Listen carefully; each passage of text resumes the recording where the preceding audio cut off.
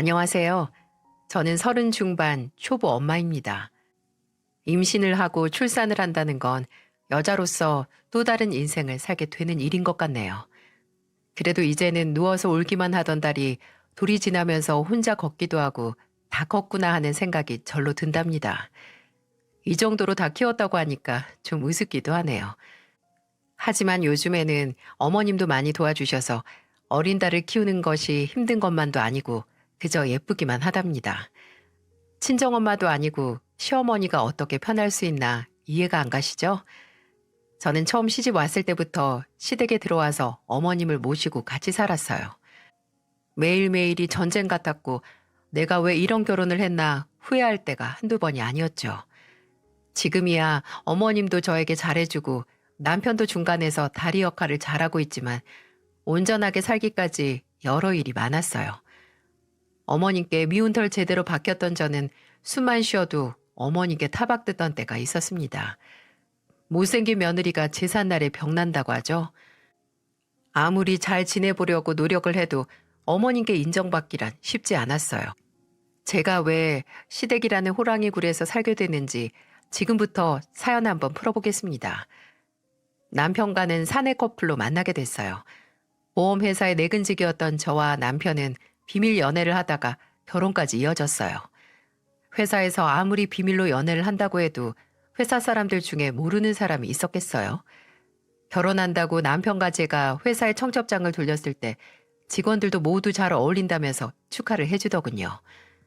예비 시댁은 아버님이 일찍 돌아가시면서 어머님과 남편 그리고 도련님 이렇게 세 식구뿐이었어요.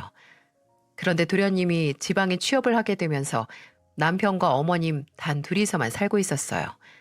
그래서인지 남편은 어머님 사랑이 끔찍했죠.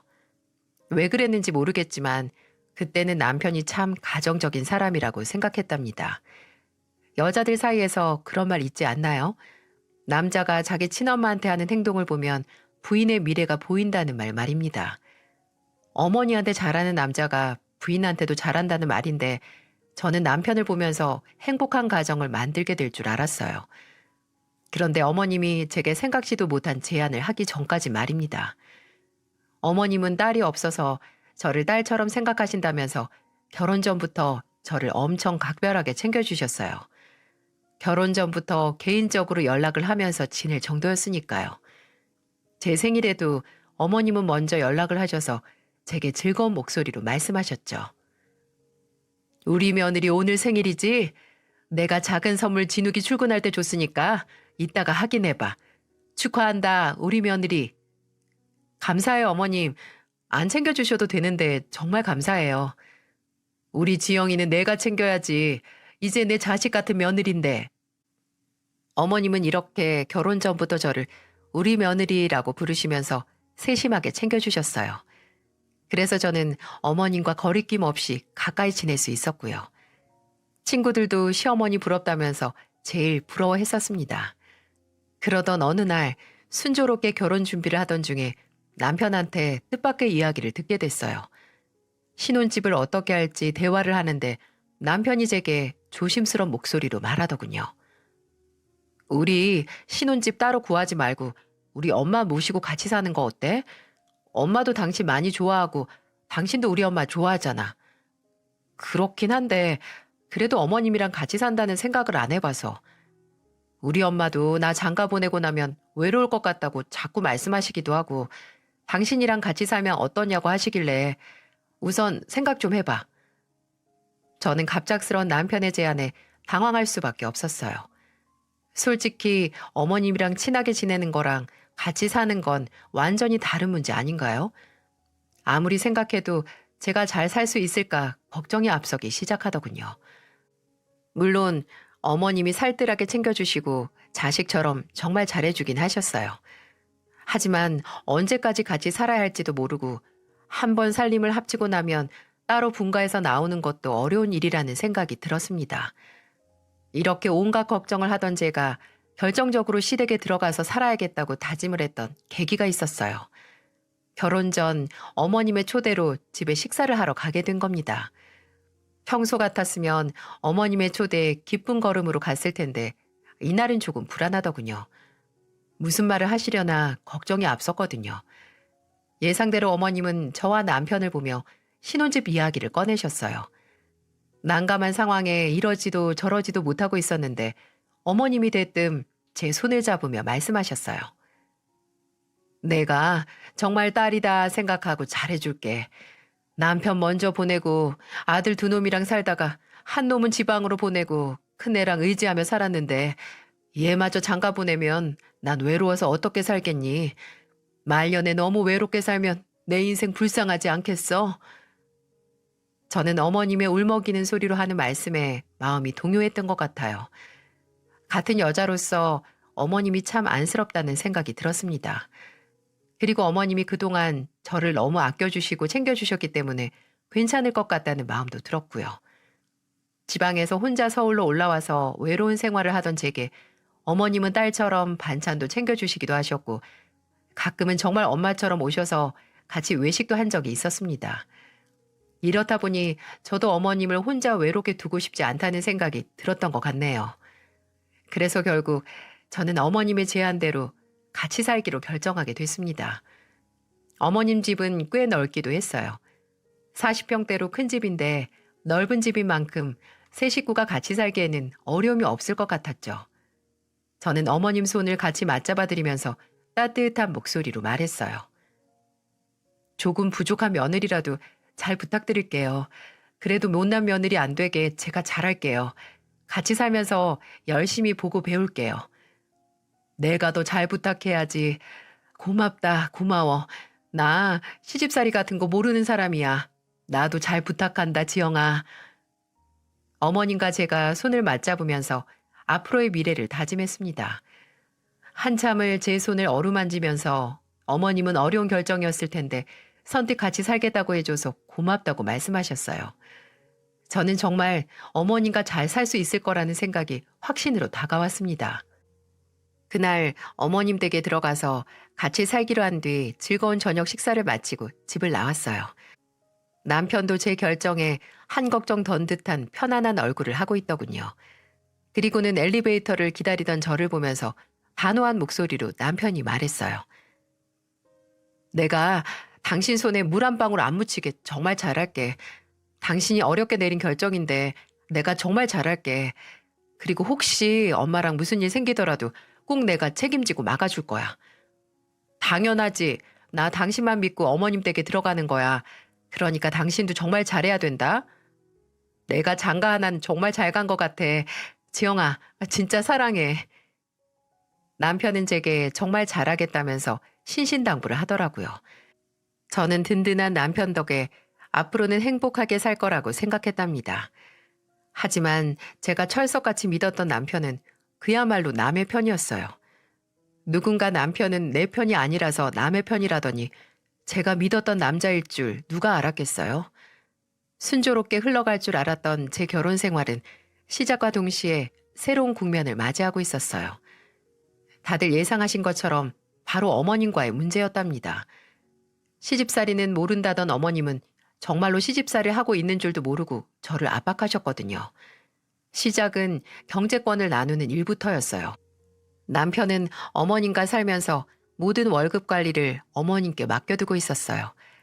그 덕분에 모아둔 돈도 많았는데 결혼하고 나서도 어머님은 돈 관리를 해주겠다면서 경제권을 안 넘겨주시는 겁니다. 아들 장가 보냈으면 당연히 부부가 살림할 수 있게 넘겨주셔야 하는 거 아닌가요? 결혼하고 본격적으로 같이 살기 시작했는데도 어머님은 남편의 월급 통장을 저한테 주질 않으시는 거예요. 저는 어머님께 몇 번을 말했어요. 그날도 어머님께 단호한 목소리로 말했습니다. 어머님, 남편 월급 통장이랑 그동안 관리해 주신 것들 저한테 다 주세요. 이젠 부부인데 저희가 관리를 하는 게 맞는 것 같아요. 내 집에 살고 있는데 내가 관리하면 될 걸 뭐하러 번거롭게 너한테 넘겨. 그냥 내가 하던 거니까 내가 할게. 아니요. 같이 살더라도 저희 부부 일인데 제가 할게요. 너 지금 선 긋는 거니? 남편 있다고 내 앞에서 지금 유세 떠는 거야?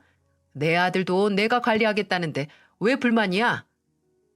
저는 갑작스러운 어머님의 말씀에 당황하고 말았어요.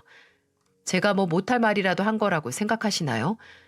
정말 아무리 생각해도 어머님의 말씀이 이해가 안 가더라고요. 그래서 저는 어머님께 황당한 목소리로 말했어요. 요즘 세상에 장가간 아들 통장 관리까지 해주는 부모가 어딨어요. 저한테 그냥 주세요. 알뜰하게 모아서 잘 살게요. 기가 막혀서 원. 내가 내 아들 통장 관리한다는데 왜 참견이야? 이건 참견이 아니고 부부가 됐으면 당연한 일이라고 생각해요. 그러니까 남편 통장 다 저한테 넘겨주세요. 제가 단호한 목소리로 어머님께 말씀드리자 어머님은 황당하다면서 손부채질을 하셨어요. 그런데 이 상황에 제일 황당했던 건 저였습니다. 왜냐하면 이 모든 상황을 지켜보던 남편은 그야말로 강 건너 불구경이었거든요. 진짜 어이가 없더라고요. 결국 남편 통장을 어머님으로부터 받아온 건 저였습니다. 그래서였을까요? 어머님과 제 사이는 급격하게 틀어지기 시작했죠. 그런데도 남편은 천하태평이었어요. 세상에 믿을 놈 하나 없다지만 남편만큼 믿을 구석 없는 사람이 또 있을까 싶었답니다. 제가 임신을 하고 출산하기까지 어머님과 미묘한 신경전을 하면서 매일같이 아슬아슬한 하루를 지내고 있었죠. 그러다가 제가 출산을 앞두고 육아휴직을 하면서 어머님과 둘이 보내는 시간이 늘어나게 된 겁니다. 딸 출산 후 산후조리원을 나와서 집으로 오자마자 어머님의 싸늘한 시선을 받아야만 했습니다. 한창 몸조리 신경을 쓸 시기에 어머님 눈치까지 봐야 했어요. 분명 애를 낳고 쓴 출산휴가였는데 집안일 하려고 집에서 쉬는 것 같았어요. 어머님은 저를 보면서 늘 살림 타령을 하셨죠. 아이를 낳아본 사람들은 아시겠지만 출산하고 제 몸을 챙기는 것보다 애랑 씨름하는 게 더 힘들지 않나요?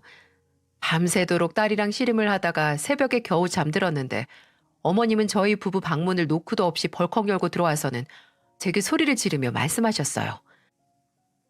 너는 아침에 남편 출근하는 건 보고 자는 거야? 참 팔자도 좋다. 밤에는 밤이라고 자고 아침에는 그냥 퍼질러 자네 아주. 당장 일어나서 밥상 안 차려? 어머님, 저 새벽에 겨우 잤어요. 애가 안 자는데 제가 어떻게 잔다고 퍼질러 잔다고 말씀하세요. 저는 너무 억울했어요. 남편은 출근해야 되니까 밤새도록 혼자서 애 보느라 힘을 다 썼는데도 저를 보면서 퍼질러 잔다면서 말씀하시는 겁니다. 제가 당연히 억울할 상황 아닌가요? 제가 무슨 살림하려고 휴가 쓰고 이 집에 있는 사람도 아니고 어머님께 화가 날 수밖에 없었죠. 매일 저만 보면 살림 타령하는 어머님 덕에 집에 있는 게 편하지도 않았어요. 그래서 그날도 어머님과 아침부터 날이 선 대화가 오고 가고 있었습니다. 어머님은 제가 말대답을 한다고 생각하셨는지 화를 내면서 말씀하셨어요. 너는 왜 그렇게 말대답을 해? 늦잠 잤으면 잤다고 죄송하다고 말하면 될걸. 애 핑계나 대고 잘하는 짓이다. 제가 핑계를 대고 있다고요? 어머님이 한번 애랑 한방 써보세요. 저야말로 지금 억울한 사람이에요. 제가 어머님께 우는 애를 들이밀면서 화를 내자 어머님은 도망치듯 방을 나가셨어요. 안 그래도 잠을 안 자고 울기만 하는 애랑 씨름하다가 죽을 맛인데 어머님 덕에 머리가 울리는 것 같았어요. 이건 맛보기에 불과한 일이었습니다. 애 때문에 정신없는 며느리를 보고도 어머님은 저를 보고 늘 잔소리를 늘어놓으셨어요. 시집살이 하려면 벙어리 3년, 귀머거리 3년 해야 된다는 말이 왜 생겼는지 알 것 같더라고요.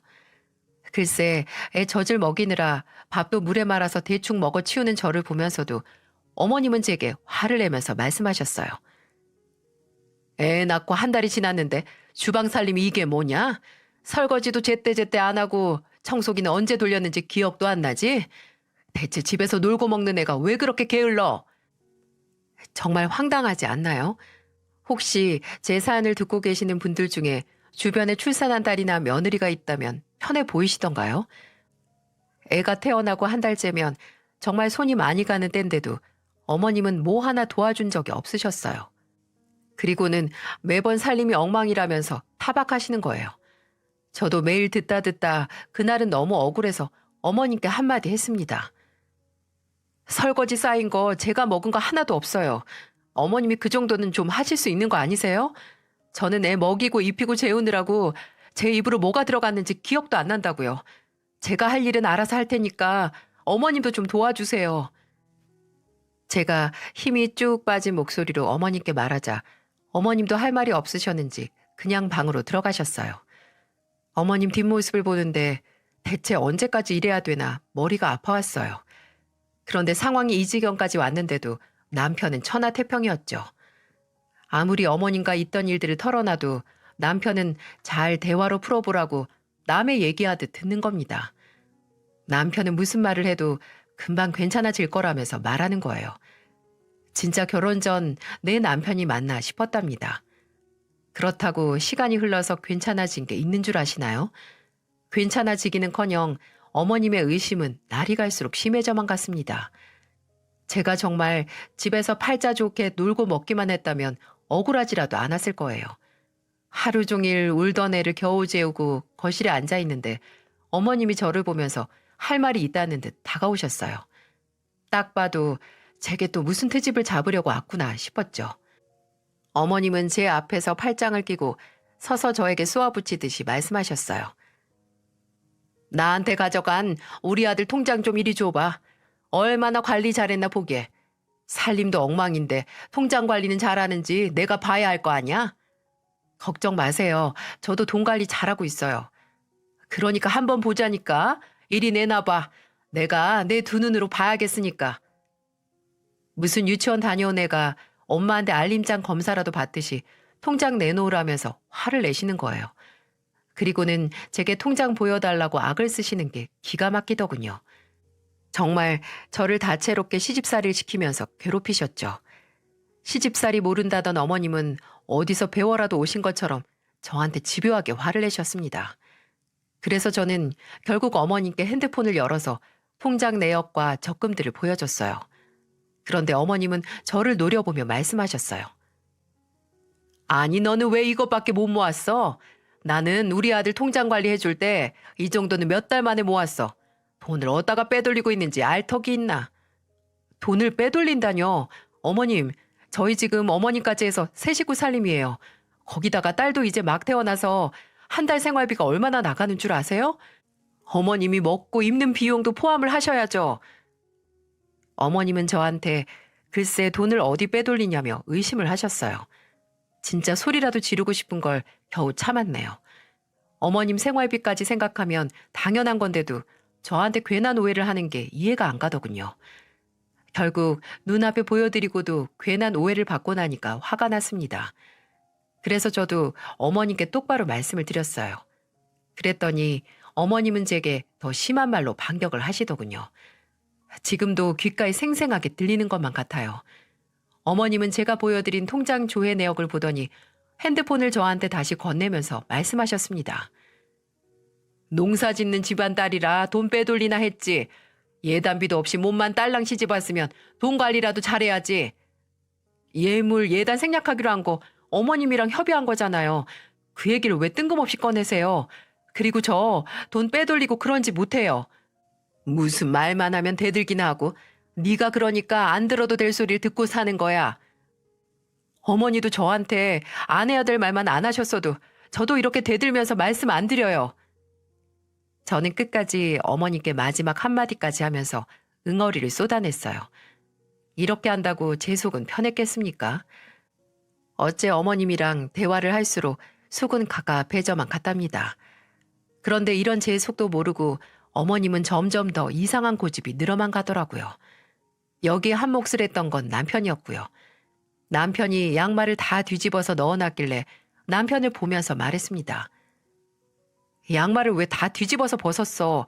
내가 똑바로 벗어두라고 했잖아. 이게 다 2번 손가게 하는 일이라니까. 아, 맞다. 내가 또 깜빡했네. 미안해. 내가 다시 제대로 해둘게.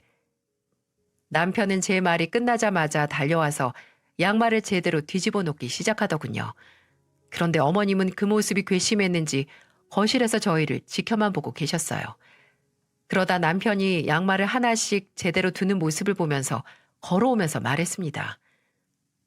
너는 뭐가 그렇게 까탈스러워? 이 정도 네가 할 수도 있는 거잖아. 꼭 이걸 쉬는 애한테 시켜야 네 속이 편해? 하늘 같은 가장한테 이런 걸 시켜? 앞으로 아들 빨래는 따로 돌려. 알았어?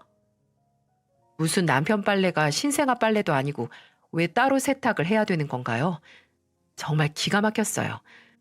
그런데 이 와중에도 남편은 속 편하게 어머님 말씀을 장난처럼 듣고 웃고 있는 거예요.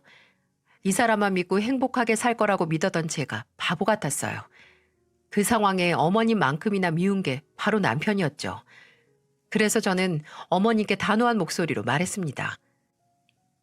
저는 제 딸 빨래 따로 세탁하는 것만으로도 바쁘고 힘들어요. 그렇게 별거 아닌 일이면 어머님 아들 빨래는 어머님이 따로 세탁하세요. 저는 어머님께 남편 옷은 직접 세탁하라고 말하고 말았어요. 그렇게 아들이 안타까우면 직접 해야 되는 거 아닌가요? 한창 육아로 바쁘고 정신없을 시기에 철없는 남편 옷까지 따로 빨래하게 생겼나 싶었답니다. 그래서 제가 어머님께 남편 빨래는 절대 못한다는 식으로 말하게 된 거예요. 어머님은 제게 계속해서 궁시렁거리셨지만 저는 보란듯이 제 딸 빨래만 모으고 있었어요. 그리고 보란듯이 남편 빨래는 쏙 빼놨죠. 그랬더니 무슨 일이 벌어졌는 줄 아세요?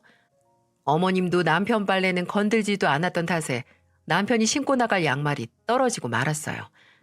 가만 보면 고래 싸움에 새우등 터지고 있는 건 남편이기도 했어요.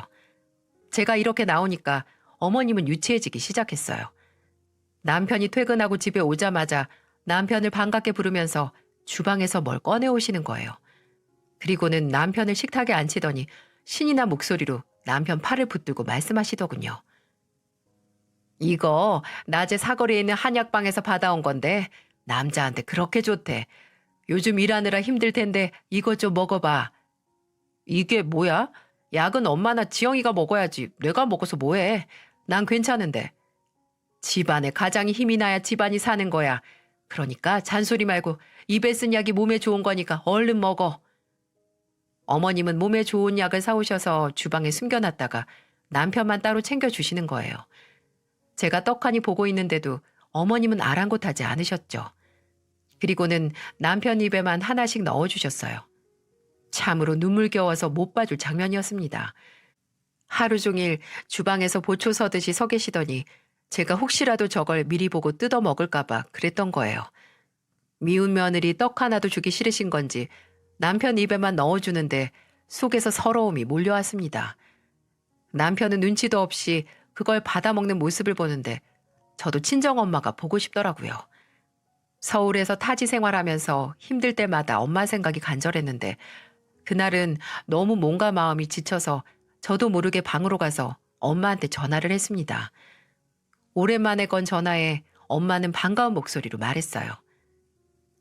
우리 지영이 잘 있었어? 안 그래도 손녀딸 보고 싶어서 전화 좀 해볼까 했는데. 엄마, 나 요즘 너무 힘들어. 그냥 엄마한테 가고 싶어. 왜 그래? 무슨 일이야? 너 지금 우는 거야? 엄마, 어머님이 나 종처럼 시집살이 시켜. 나 진짜 잘 살고 싶었는데 너무 힘들어서 못 살겠어. 결국 엄마 목소리를 듣자마자 눈물을 쏟고 말았습니다. 정말 엄마한테는 우는 목소리로 전화하고 싶지 않았는데 엄마 목소리를 듣자마자 울고 만 거예요. 엄마는 안절부절하면서 제 하소연을 다 들어주셨답니다. 그래서 그동안 제가 어머님과 어떻게 지냈는지 다 알게 된 거예요. 그래도 오랜만에 친정엄마와 통화를 하고 나니까 속이 다 시원했어요. 그동안 시댁에서 겪었던 서름을 모두 다 털어놨죠. 그런데 이날 이후 저는 생각도 못한 일이 벌어지고 있었어요. 그날도 어김없이 딸과 정신없는 하루를 보내고 있었는데 엄마에게서 마침 전화가 왔어요. 괜히 제 걱정을 하나 싶어서 얼른 받아봤죠. 그랬는데 엄마가 제게 힘이 없는 목소리로 말했습니다. 지영아, 내가 허리를 다치는 바람에 일도 못하고 꼼짝없이 누워있지 뭐냐. 이번 주 주말에 사위 데리고 한번 내려와. 주말에? 내가 갈 수 있나 한번 물어볼게. 내가 미리 전화해서 다 얘기했어. 사위도 이번 주에 올 수 있다고 하던데 주말에 둘 다 왔다 가라. 갑자기 허리를 다쳤다는 엄마의 말에 걱정이 앞섰어요. 그래서 주말이 되기만을 손꼽아 기다렸고 주말이 되자마자 서울에서 지방으로 차를 타고 꼬박 3시간에 걸려서 내려갔습니다. 남편은 장모님 많이 다친 거 아니냐면서 걱정스럽게 말했어요. 저도 내심 걱정스러운 마음에 몸에 좋다는 건 다 챙겨서 내려갔죠. 3시간이 걸려서 도착한 친정집에 들어가자마자 허리에 보호대를 차고 있는 엄마가 보이더군요. 저는 엄마를 보자마자 당황한 목소리로 말했습니다. 어쩌다가 허리가 이렇게 다쳤어. 그러니까 내가 몸조심 하랬잖아. 일하다가 다쳤어. 내가 뭐 놀다가 다쳤겠어? 아프니까 너도 보고 싶고 우리 사위도 생각나더라고. 오늘은 사위가 좀 도와줘야겠어. 자네가 장인어른 좀 도와줘. 요령은 알려주면 금방 할 텐데. 엄마는 남편을 보면서 아빠랑 같이 모내기를 하라고 말했어요. 그런데 남편은 평생 사무실에서만 일하던 사람이 엄마의 말을 듣자마자 할 수 있다면서 큰 소리를 치는 겁니다. 그래도 못하겠다고 뒤로 빼는 것보다야 뭣도 모르고 모내기 하겠다고 달려드는 게 낫다 싶었어요. 그렇게 남편이 아빠를 따라서 논으로 나간 뒤 저는 딸을 재우고 나와서 엄마 상태를 보고 걱정스럽게 말했습니다. 허리 정말 괜찮아? 나랑 병원 한번 더 가보자. 병원 안 가도 돼. 나 허리 안 다쳤어. 허리를 안 다쳤다니 그게 무슨 소리야. 허리에 보호대까지 차고 있으면서. 이거 그냥 한 거야. 나 오늘 사위 정신교육 좀 시키려고 부른 거니까 넌 가만히 있어. 호랑이 굴로 내 딸 데리고 들어갔으면 중간에서 행동을 똑바로 해야 될 거 아니야. 자기 엄마 어쩌지도 못하고 내 딸 눈에서 눈물만 쏙 빼는 놈. 내가 오늘 제대로 정신 차리게 만들 거야. 저희 엄마는 제가 했던 하소연을 듣고는 제 남편의 정신교육을 시켜야 한다면서 저희들을 부르신 거예요. 그런데 저는 허리에 보호대를 찬 엄마를 보자마자 깜빡 속고 말았던 겁니다. 그렇게 엄마의 작전에 저도 동참하게 됐어요. 엄마는 남편과 아버지를 논으로 보내놓고 저와 한참을 대화하며 있었습니다. 저는 엄마에게 딸을 부탁하고 1시간쯤 지났을 때 논으로 나가봤어요. 겨우 1시간 지났는데 남편은 뭐하고 있었는 줄 아시나요? 아버지는 논에서 모내기를 심느라 이안기를 타고 일하고 계셨고 남동생은 이안기에 모판을 옮기고 있더군요. 남편은 그중에서도 이안기로 모를 심지 못하는 구석에 허리를 숙이고 손으로 직접 모를 심는 일을 하고 있었어요. 남편은 1시간 겨우 해놓고 구슬땀 흘리면서 땀을 닦고 있더군요. 누가 보면 논에 있는 모는 다 남편이 심는 줄 알 정도로 혼자서 녹초가 된 채로 있는 게 아니겠어요? 그렇게 큰 소리 덩덩 치고 가더니 완전히 죽겠다는 표정인 거예요. 아빠도 그런 남편을 보면서 비웃고 계셨고요.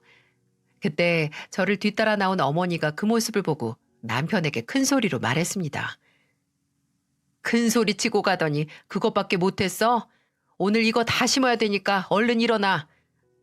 네, 장모님 너무 힘든데 잠시만 쉬면 안 될까요? 쉴 틈이 어딨어. 자네 장인은 뭐 편해서 계속 일하고 있겠어? 얼른 움직여. 얼른 일해.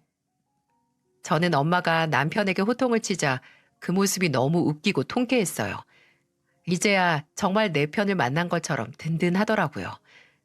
엄마는 남편이 헥헥거리면서 일을 하는 모습을 보면서 저랑 같이 한참을 웃었네요. 그리고는 엄마는 핸드폰을 꺼내서 남편이 모를 심으면서 힘들어 죽겠다는 표정을 짓는 모습을 찍기 시작했어요. 논 구석구석을 누비면서 직접 손으로 모를 심는 남편의 모습은 멀리서 봐도 아주 힘들어 보였죠. 저는 엄마가 그 사진을 찍어서 어디다 쓰려고 그러나 했는데 사진과 영상을 시어머니에게 전송한 겁니다. 원래 결혼 전에는 어머님이 저를 아껴주신 만큼 친정엄마와도 종종 연락하면서 지냈기 때문에 서로 번호를 잘 알고 있었어요. 그래서 그날 남편이 얼마나 고생 중인지 엄마가 직접 시어머니께 전송을 해서 어머님도 알게 되고 말았습니다. 사진과 영상을 보내자마자 어머님은 저희 엄마한테 전화해서 노발대발 화를 내면서 말했어요. 지금 우리 아들 불러서 뭘 시키는 거예요? 사돈, 아프다더니 머리가 어떻게 된 거 아니에요? 그런 게 아니고서야 우리 아들을 저렇게 고생시키게 만들면 어떡해요? 네, 제가 사위 불러서 일 좀 시켰어요. 왜 저는 안 됩니까? 그동안 우리 딸 옆에 끼고서 그렇게 일을 시켰으면 나도 이 정도쯤은 할 수 있는 거죠. 내가 정말 우리 딸한테 그동안 시집에서 살았던 얘기 듣고 마음이 아파서 밤잠도 설쳤어요. 그럼 시집 온 며느리가 그 정도 감수하고 살아야죠. 지금 그 정도 힘들었다고 우리 아들을 저렇게 땡볕에서 일을 시키시는 거예요? 우리 딸 괴롭히면 저도 사위 불러서 일 시키면서 괴롭힐 거예요. 그러니까 앞으로 한 번만 더 내 딸 괴롭히기만 해봐요. 나는 이것보다 더한 것도 시킬 수 있는 사람이니까. 엄마는 시어머니에게 소리를 지르면서 할 말을 쏟아내고 전화를 끊어버리더군요. 저는 엄마를 보자 세상에 천군만마를 얻은 듯 어깨가 으쓱해졌어요. 그동안 어머님의 핍박과 무시에 제가 많이 지쳐 있었나 봅니다. 엄마의 계획대로 남편은 그날 하루 종일 허리 한번 제대로 못 펴고 모내기 일을 했어요. 그렇다고 어머님처럼 좋은 건 친자식만 챙기지 않고 남편도 불러서 밥을 한 상 차려줬습니다. 오랜만에 남동생까지 모여서 삼겹살을 먹게 됐어요. 하루 종일 고생했던 아빠도 그날 온 가족이 모여서 즐거워 보이셨어요. 남동생도 엄마의 부름을 받고 올라와서 일한다고 고생했더니 술도 달다면서 즐겁게 말하더군요. 남편은 저녁까지도 몸이 아픈지 죽을 상을 하고 앉아 있었어요. 그렇게 온 가족이 오랜만에 밥상 앞에 둘러앉았고 아빠는 남편에게 술을 한 잔 따라주면서 말했어요. 사무실에서 일하다가 밖에서 일하려니까 죽을 맛이지? 고생했어. 아닙니다. 장인어른이 고생 많으셨죠. 이렇게 힘든 일인 줄 알았으면 제가 종종 내려올 걸 그랬어요. 힘든 거 이제라도 알았으면 앞으로 자주 좀 내려와. 사위 하나 있으면 뭐해? 꽂아둔 보리자루 마냥 쓸모가 없는 걸. 아빠는 남편을 보면서 자주 좀 오라면서 말했습니다. 남편은 속 없는 사람처럼 허허실실 웃으면서 말했어요. 그러자 엄마는 그 모습이 못마땅했는지 잔을 탁 내려두면서 말했습니다.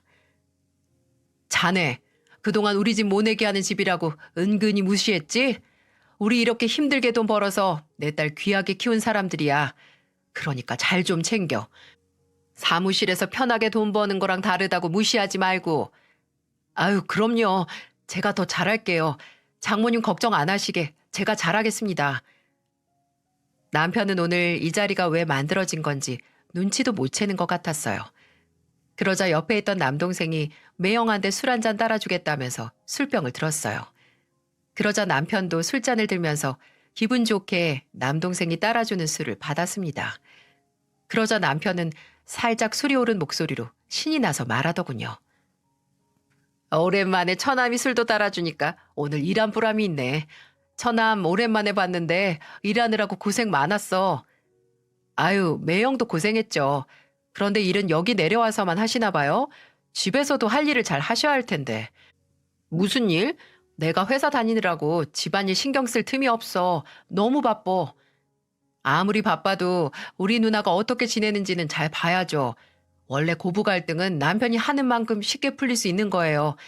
오늘 한 잔 드시고 그동안 소홀했던 거 앞으로 더 잘해주세요.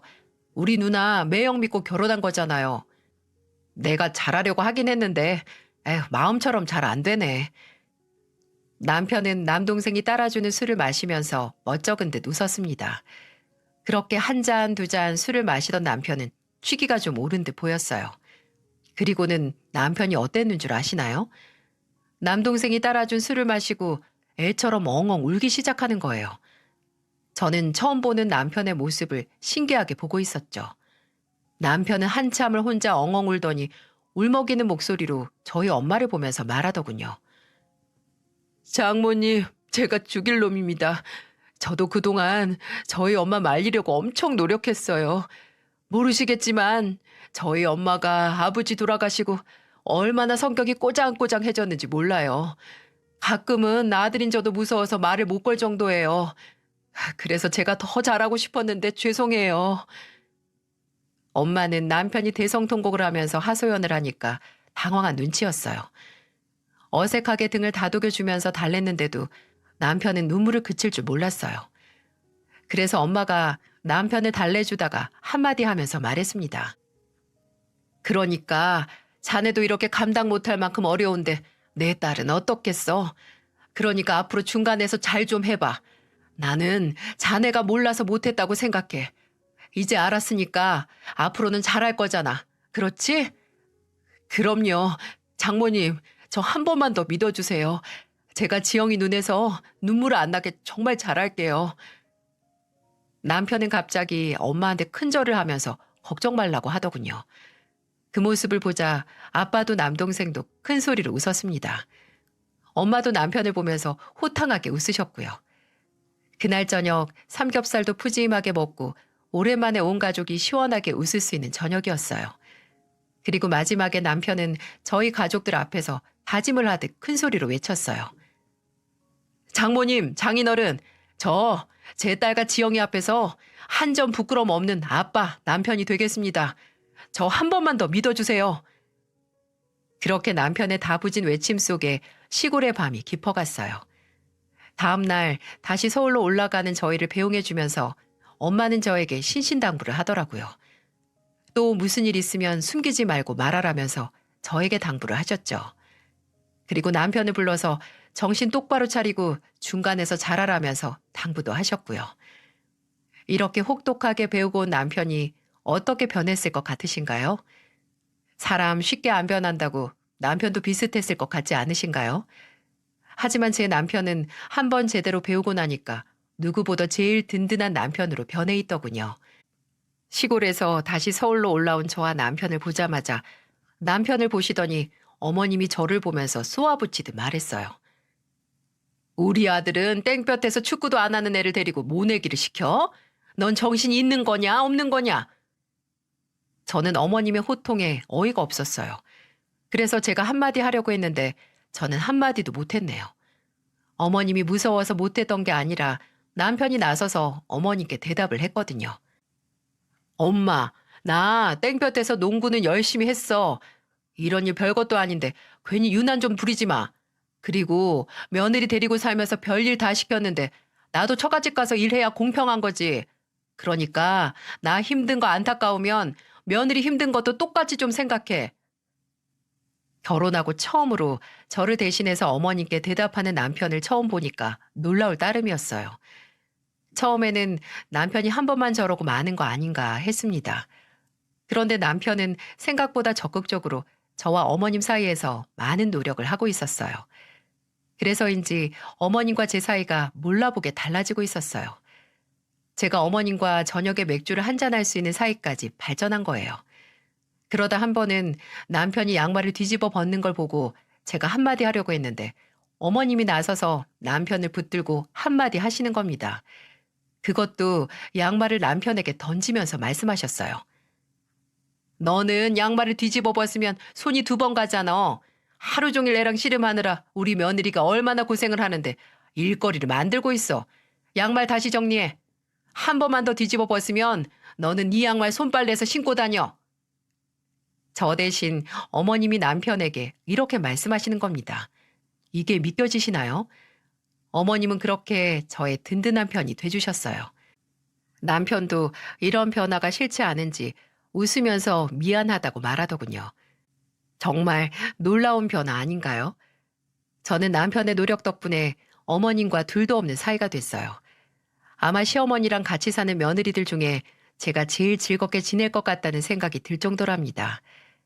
옛말에 미운 열사위 없고 고운 외며느리 없다는 말이 있잖아요. 며느리는 아무리 잘해도 예쁨 받는 게 하늘의 별따기라는데 그러고 보면 요즘 참 복받았다는 생각이 드네요. 이게 저만의 노력이겠습니까? 남편과 저와 어머님까지 모두의 노력이 한 곳에 모여져서 이뤄낸 기적이라고 생각해요. 가족도 여럿이 사는 건데 다 같이 노력해야 화목해지는 거라고 생각합니다. 제가 이렇게 긴 사연을 쓰는 동안 저 대신 육아에 힘써주는 어머님을 떠올리니까 또 흐뭇해지네요. 절대 안 변할 것 같던 어머님도 변한 걸 보면 다른 가정에도 저와 같은 기적이 이루어질 거라고 믿습니다. 그러니까 저와 비슷한 고민이 있는 분들 모두 대화로 잘 풀고 가정에 평안이 깃들기를 바랄게요. 감사합니다.